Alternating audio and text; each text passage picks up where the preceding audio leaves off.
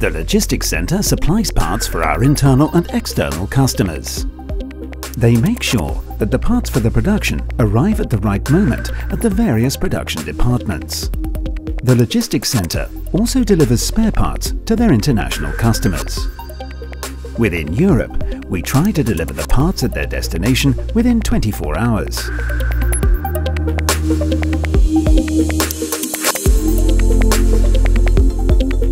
There are 1,600 pallet locations in the logistics centre, and they have around 4,500 parts in stock.